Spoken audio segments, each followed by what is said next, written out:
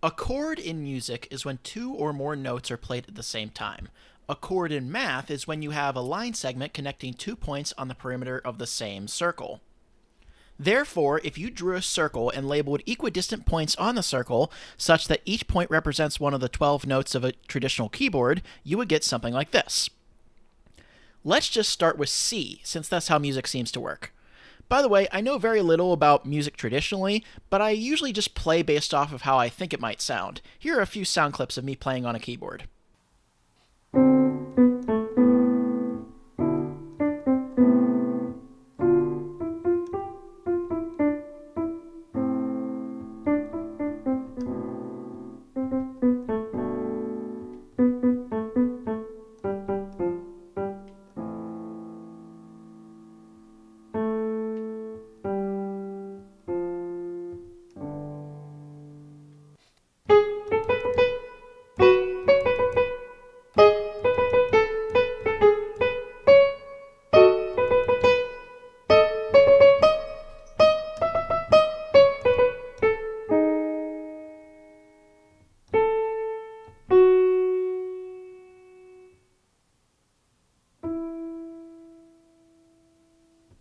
Anyways, all that to say, don't make fun of me for not knowing things about music. I just really like math, is all.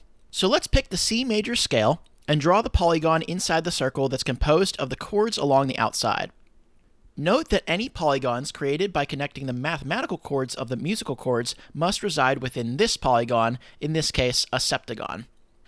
Something that's strange to me is that the total sum of the interior angles of a septagon is 900 degrees, while the total sum of the interior angles of a dodecagon is 1,800 degrees, exactly twice as much.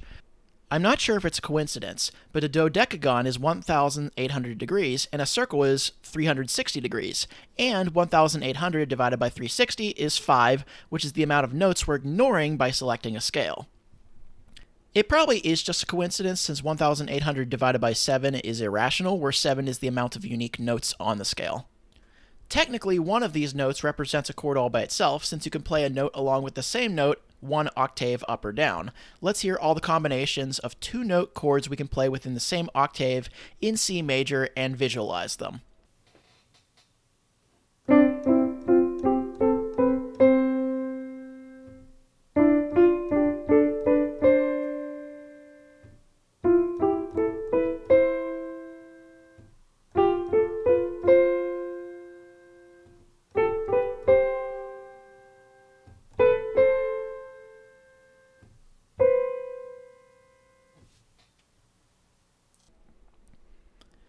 This would take much longer with three-note chords, but let's just pick a few and see what they sound like and look at like as triangles. I haven't really been able to make any conclusions about what the areas of these triangles tell me, but since there are triangles that exist, which are actually just line segments, and the line segments are actually just points, I'm going to assume the areas don't lead to anything interesting. Also, the equilateral triangles you could possibly draw all sound incredibly creepy.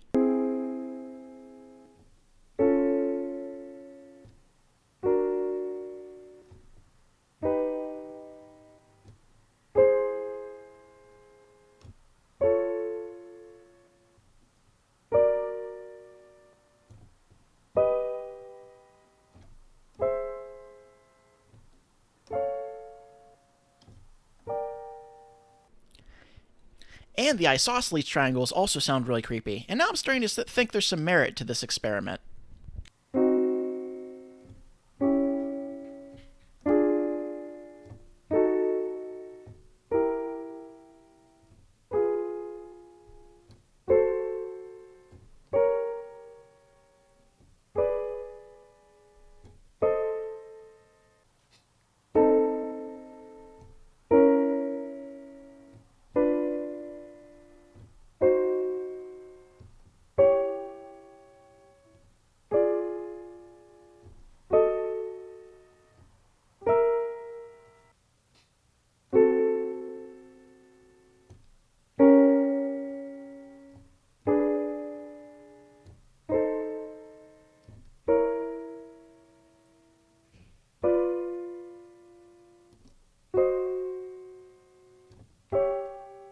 And even the 30, 60, 90 triangles are fairly anxiety-inducing.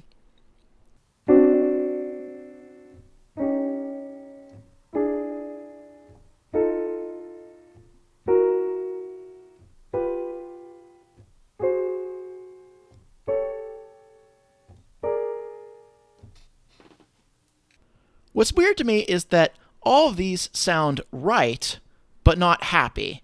You know what I mean? Like they all sound like some classic music trope, but for creating a creepy atmosphere.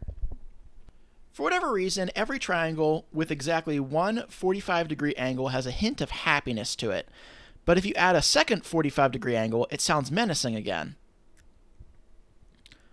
45, 60, 75 seems to have a twinge of drama to it.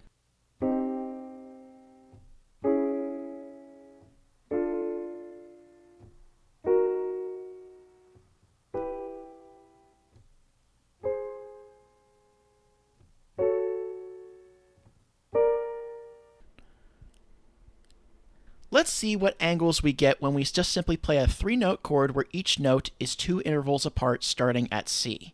We get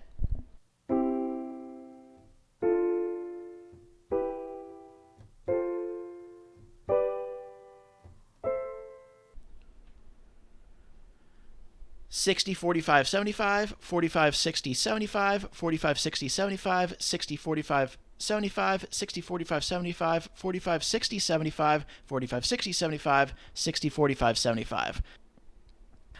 So it looks like the pattern is that when stepping up by intervals instead of semitones, the angles remain the same, but which one is first alternates like a tennis match. Alright, so perhaps the creepiness isn't coming from specific angles, but rather the lack of swapping which angle is the first. You know, what I think is going on here is that I don't have the brain to learn music theory the traditional way, and that this is how I learn all my music theory, by utilizing math to try to figure something out. We could also make the entire circle be only composed of the notes that are in that scale, perhaps utilizing a duplicate for the leading note 1 octave higher, and then separating each of the notes to be equidistant. In that case, we have that the arc angle measure from one note to the next is instead 45 degrees. This doesn't change a whole lot except for the way that we depict the result. Beyond that, this assumes that we definitely won't be using any off-key notes or change keys throughout whatever tune you decide to play. Also, I have no idea what conclusion to make here. I just thought that the parallel between chords and music and chords and math was too convenient to pass up. Have a great one, everybody. Bye.